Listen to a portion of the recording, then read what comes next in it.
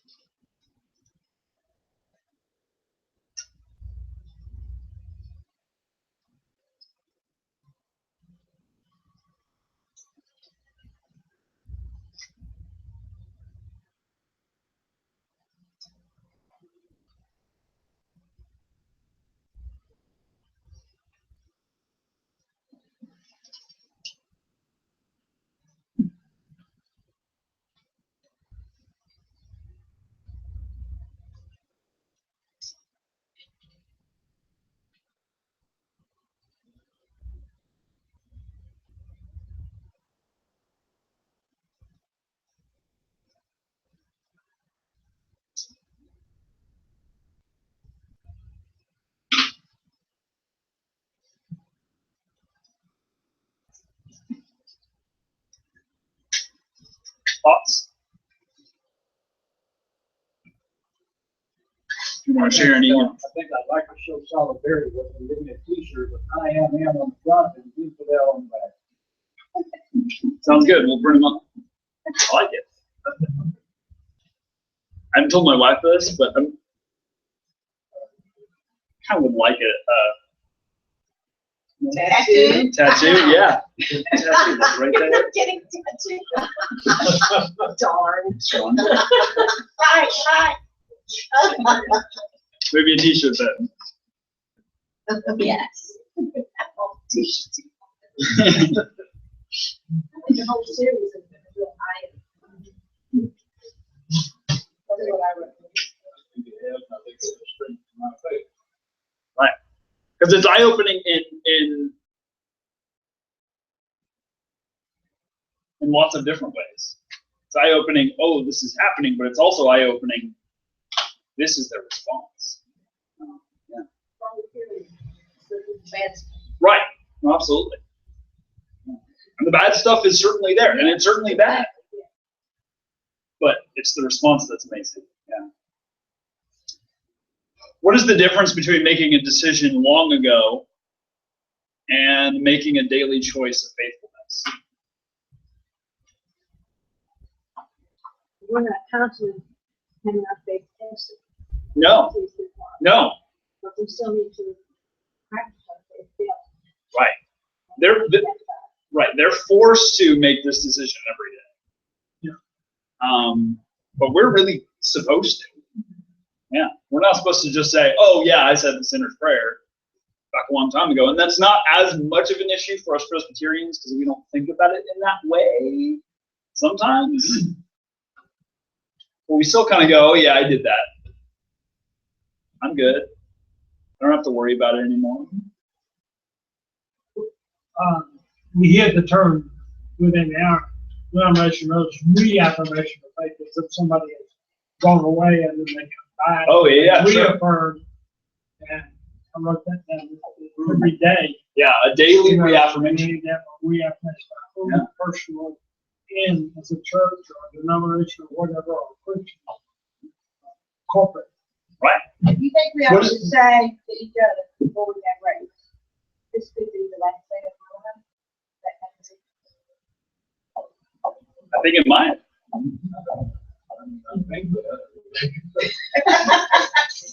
You don't say that loud. Well, yeah.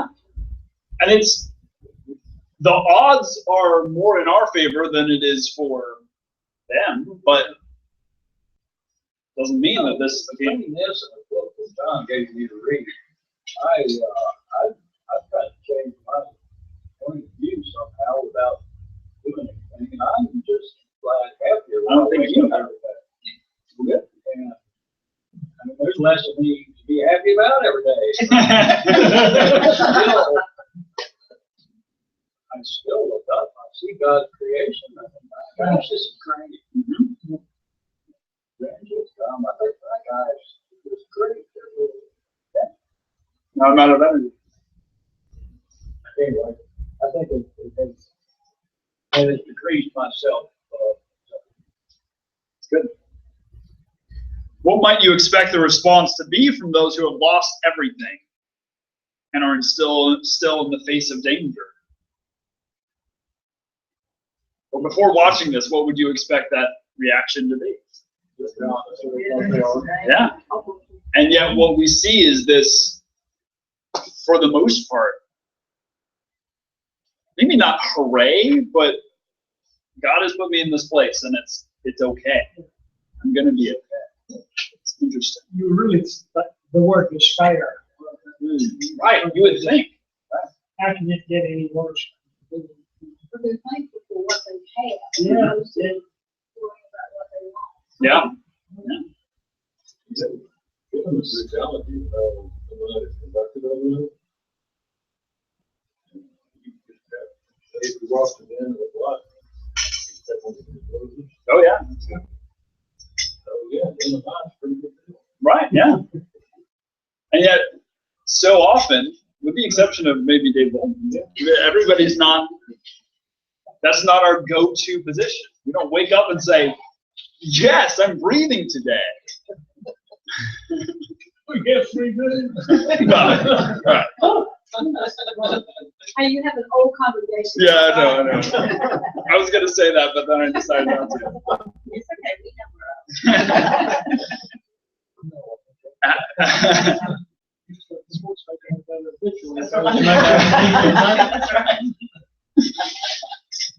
How have these people seen God's providence? I love the story he told, the miracle. I'm sorry. Oh yeah, the double miracle, yeah. Robot that stopped right in the middle of Right, and the thing that stopped the bomb robot was also the thing that stopped the bomb. Yeah. And the stopwatch, that just didn't work. It just didn't work. What else? I was impressed by the guy that talked about Christ had been knocking at the door his whole life, but he never took time to open the door. Yeah, and this finally gave them the opportunity. Right, exactly. What else? How else have we seen God's providence throughout this series? I think of the woman, was it last week's, that was planning on committing suicide and killing her mother, and they just happened to be watching a television program about suicide and ministry. I mean, And I think about the people who are starving, Yeah. places for them to stay. Yeah. There are other Christians in the area that are generous enough in their hearts to share with you. It's pretty amazing. That kind of be grateful for that. It just does make you feel some good. Yeah, absolutely. You referenced the guy who was kind of forced to make a faith decision, but how's this affected their faith? Yeah. Sometimes, well, I mean, if it's the only thing you can depend on,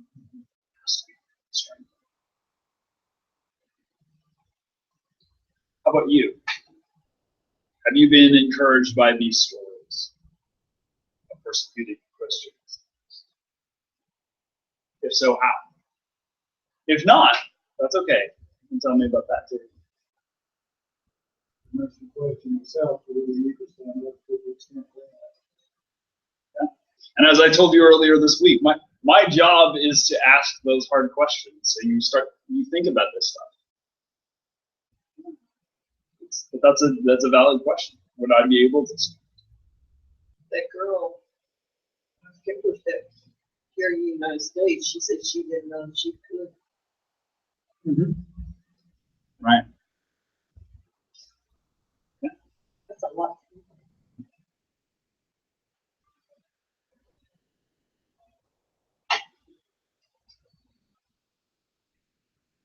Anybody else encouraged?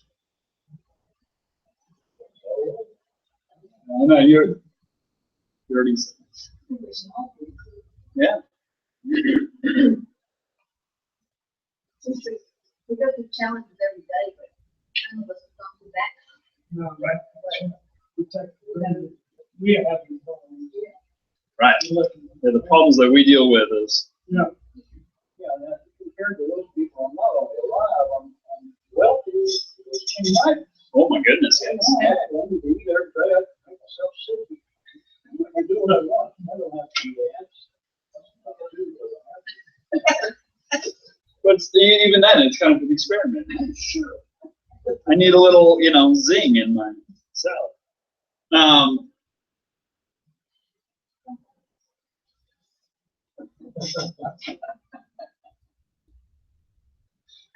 not going to do it for you.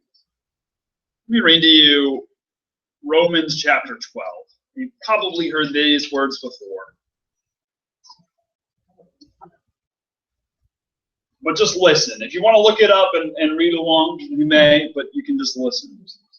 So this is about a little over halfway through his overall argument. He's talking about grace and how great God is, all this sort of stuff, explaining the gospel, explaining the Jewish people's place in the gospel, all of this sort of thing. He says this: I appeal to you, therefore, brothers and sisters, by the mercies of God, to present your bodies as a living sacrifice, holy and acceptable to God, which is your spiritual worship.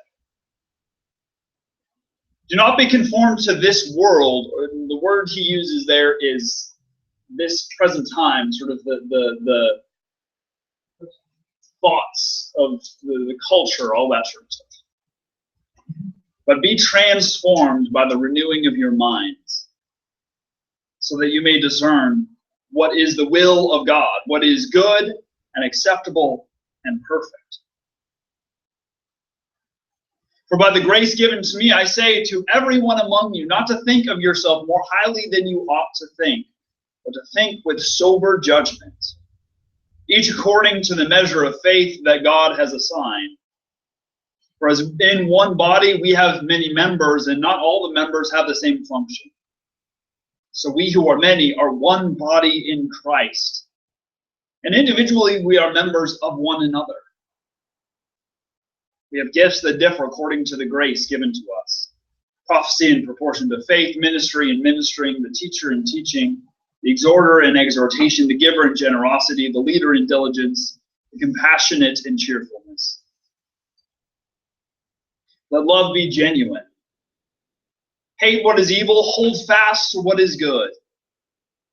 Love one another with mutual affection. Outdo one another in showing honor. Do not lag in zeal, be ardent in spirit, serve the Lord. Rejoice in hope. Be patient in suffering. Persevere in prayer. Contribute to the needs of the saints. Extend hospitality to strangers. Bless those who persecute you. Bless and do not curse them. Rejoice with those who rejoice. Weep with those who weep. Live in harmony with one another. Do not be haughty, but associate with the lowly. Do not claim to be wiser than you are. Do not repay anyone evil for evil, but take thought for what is noble in the sight of all. If it is possible, so far as it depends on you, live peaceably with others. With all, excuse me. Beloved, never avenge yourself, but leave room for the wrath of God. For it is written, vengeance is mine, I will repay, says the Lord. Now, if your enemies are hungry, feed them. If they are thirsty, give them something to drink. For by doing this, you will heap burning coals on their heads.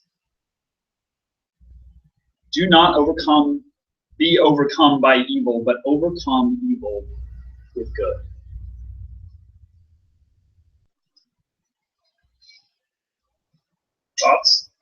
My mother made me memorize that. Huh? My mother made me memorize it from school.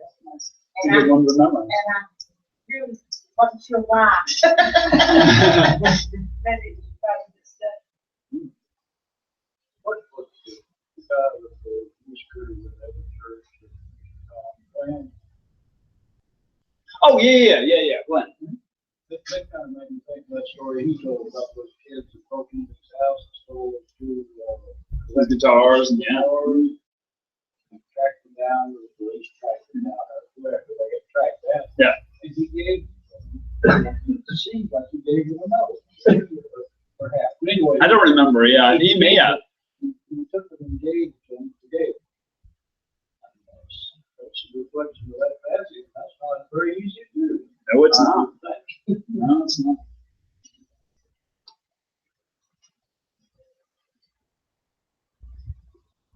And all of these things, it starts off with what? This is your spiritual act of worship. So I'll leave with kind of the last question, and I think we then have enough time to watch the other video. So this can be a, what, I can never remember, rhetorical, there you go, rhetorical question. What does faithfulness look like for you right now and in the foreseeable future? You're not facing ISIS, probably. Assuming. Yeah. We're assuming, we'll just assume. But maybe if that's in your long-term plans, yeah. We're not, yeah. That's why, yeah, foreseeable future. What maybe you suspect is sounding like. What does faithfulness look like to you? I'm going to show this other video, and this is from the other organization that I mentioned earlier. And in fact, I have my little printout, my homework. So if you did not get a copy of this, you may. But this is the Nazarene Fund, which is another group that is working. Voice of the Martyrs, what they do is provide for those who are refugees at the time. What the Nazarene Fund is working to do is to take these refugees and bring them to another place so that they have more safety. The gentleman that we saw at the beginning of this video, with the 214 people in this little tent village, this was a whole church that all kind of gathered around, was one of the first that they brought out. And they gave them a town, basically. So this is a year after they've been doing this work for a year, but just some information about them and kind of what they're doing. And did you say the Nazarene Fund gave them the village? Yes. Those are nice tents. And inside they had appliances. Yeah, no, these are building. Oh, it's a building. Yeah. I don't know. The tents probably may have come from somewhere else. Probably came from somewhere else.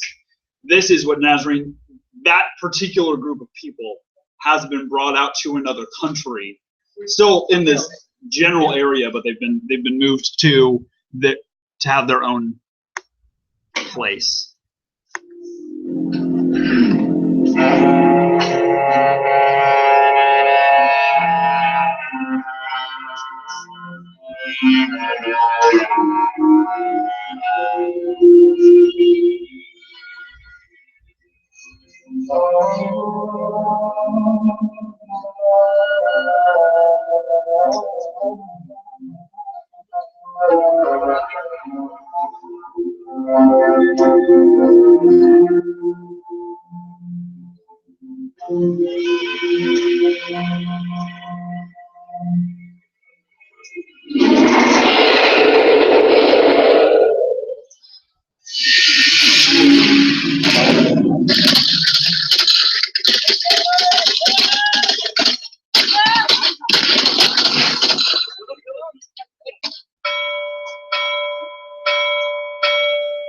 And to be Christian in Iraq, this is the cost. We have just two ways to survival as a priest in Iraq: to be killed and to be killed. There are no choices more than those. نحن هم حزينين كل يوم نبكي نصرخ حتى ننسى أبد ما ننسى شعورنا ما ينسى. كل مرة أتذكر أجينا بلا هدوم أجينا بلا حذاء هيك نمشي شيء ما أدري أشكد كيلومترات نمشي شنو ننسى هذا. يعني صعب، احنا بس مجرد عايشين محتاجين كثير أشياء عادية نعيش فيها يوميا صعب علينا، فكيف عليهم هم سنتين؟ إيش وقت؟ يحصل لي يعني حوادث وفاة داخل المنطقة وجبرنا نعيش بالطبع. شخصيا زي حالة إذا كل قنبلة عجال كل قنبلة يهن باش نوصل تجيب بودة، يعني هذا منظر أنا بخزين عبيني أيوة مشكلة ولا فيها شيء. فالحمد لله مبلطنا خلصنا من داعش.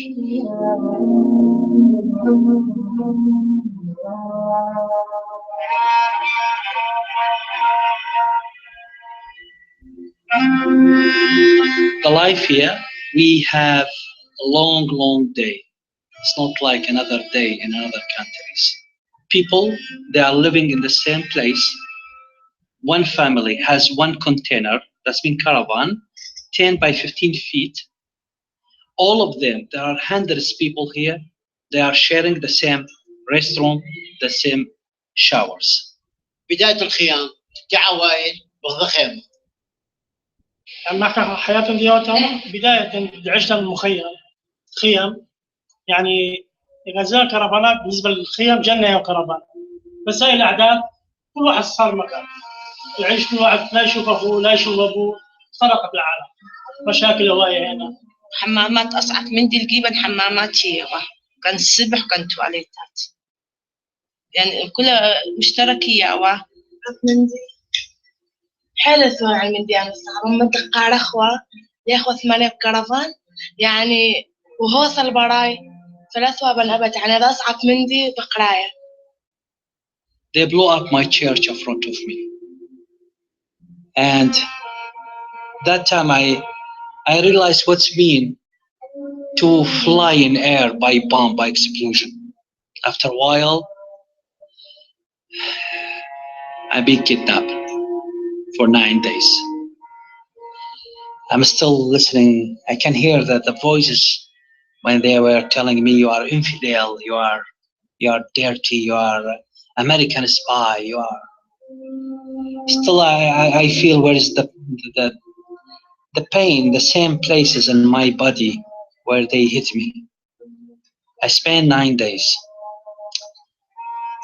It looks like I'm still there.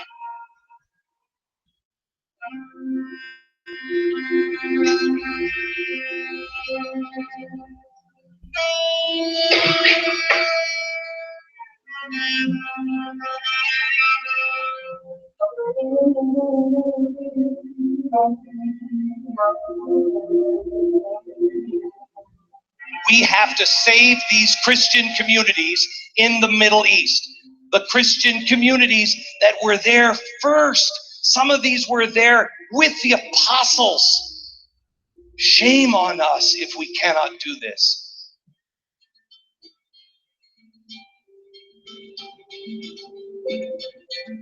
The main front in the war against ISIS is only about 35 miles from here. It's time to think of giving them a possibility of a decent family living.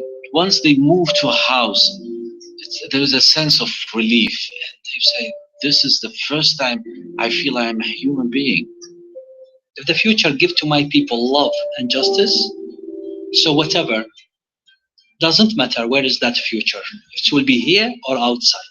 My mission is how we could really prepare a way for Christians to stay and to bear this persecution patiently, and at the same time not just be at the margins of the society, but be a contributor. As we were able to get them out, bit by bit, one by one, family by family, to show them where they'd be living, they would then go and talk back to the neighbors here and say, it's okay. These people are telling the truth. They're really coming to help us. We have to think about education, how we could provide education for all of the students. Some 9,000 students were in desperate need for education. This is what's missing. Jesus is missing. And who's going to bring Jesus to these people? Muslims, they respect. Yes, we Christians are going to do it. It's a mission.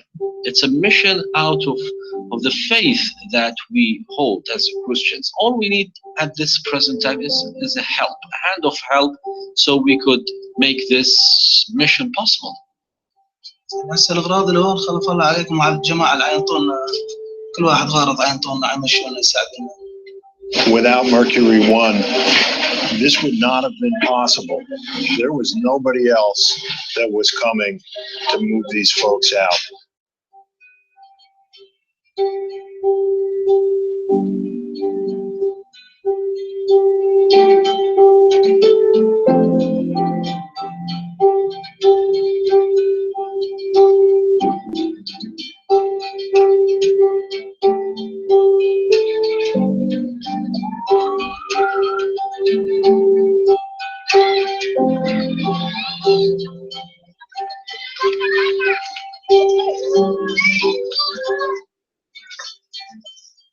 So, here we go. Let's pray.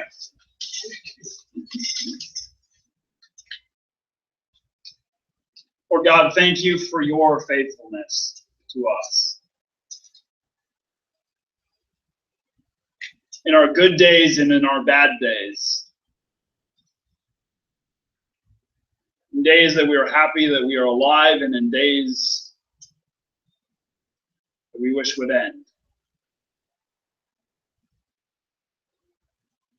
We thank you for the faithfulness and the strength and the faith that you have given our brothers and sisters who are under persecution.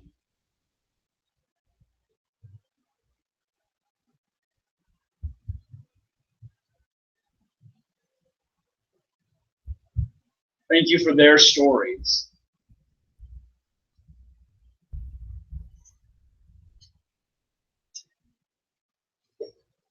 Thank you for individuals and groups who seek to support them in the midst of their persecution and suffering.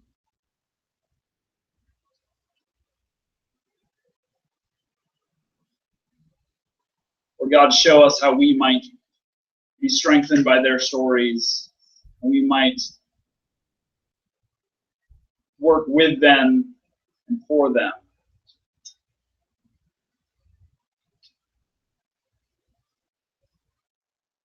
Bless us as we go out from this place, overwhelmed with your grace upon us. We pray all these things in the name of Jesus Christ, our Lord. All right. What is that, Mercury 1 or the Mercury? Well, the parent organization is Mercury 1. Sorry.